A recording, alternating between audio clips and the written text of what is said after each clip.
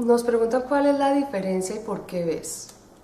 Parte del por qué ves, porque una cultura de pensamiento ves, es que si entendemos que ves es una vida equilibrada, el equilibrio en sí mismo ya considera diferentes perspectivas.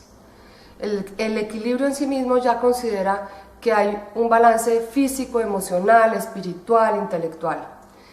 Y si nos vamos directamente al balance intelectual, entonces ya el equilibrio en sí mismo considera que el balance intelectual no es solamente una mirada. El balance intelectual debe sí o sí considerar diferentes perspectivas. Entonces, si nosotros queremos generar una cultura de pensamiento, nos preguntábamos, ok, si el balance implica considerar diferentes perspectivas, ¿cuáles son las perspectivas y cuáles son esas cosas que en el mundo están sucediendo que realmente están generando cambio, que realmente están impactando?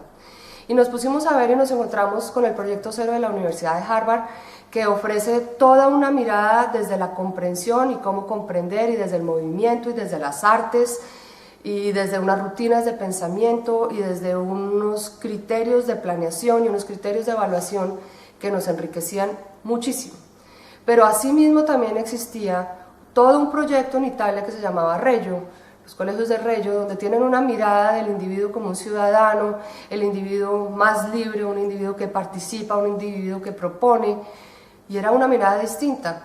Y seguíamos mirando otras miradas y encontramos a Art Costa, por ejemplo, con sus hábitos de mente, leímos a John Dewey que hablaba de hábitos de mente, y empezamos a ver un amalgamiento entre unas prácticas de un lado, unas propuestas, unos enfoques que en cierta medida se han venido dando aislados, donde yo hago pensamiento visible, pareciera que no existe nada más, donde yo conozco a Eli Goldratt con su teoría de restricciones y pareciera que es lo único que hay en el mundo.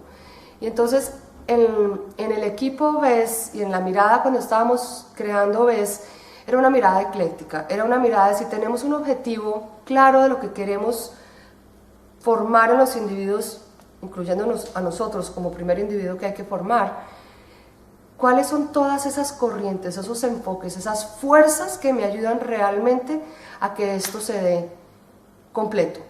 Y entonces, ¿qué es VES? VES es una mirada ecléctica de lo que funciona. Es una mirada que busca, ¿y qué es lo que está pasando con los neurólogos, los psicólogos? ¿Qué nos dicen?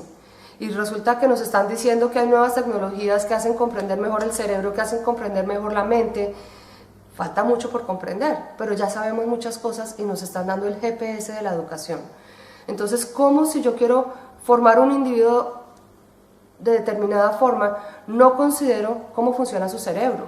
Entonces, todo un movimiento que hay en el mundo de cerebro, mente y educación también entra a ser parte. Pero entonces, cuando hablamos de equilibrio, también viene un movimiento muy grande de la importancia de mindfulness, de la importancia del control de mis emociones, de la importancia del conocerme, de estar alerta de todo lo que está pasando.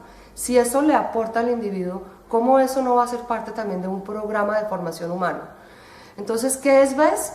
VES es un movimiento, es un modelo, es un estilo de vida que entiende que no hay solamente una forma, que lo que sí hay es un objetivo muy claro, y que si yo encuentro diferentes formas que le aportan al objetivo, ¿por qué no usarlas? ¿Por qué no implementarlas? Que entiende que hay diferentes formas de llegar al objetivo y que algunos arrancarán por aquí y otros arrancarán por allá, pero que a la hora del té lo que estamos construyendo es un individuo que sea balanceado, que tenga un propósito y que sea sabio en sus acciones para que aporte valor, para que añada valor a sí mismo y al otro. Entonces eso es VES, una mirada ecléctica que usa un GPS de la educación uniendo diferentes enfoques.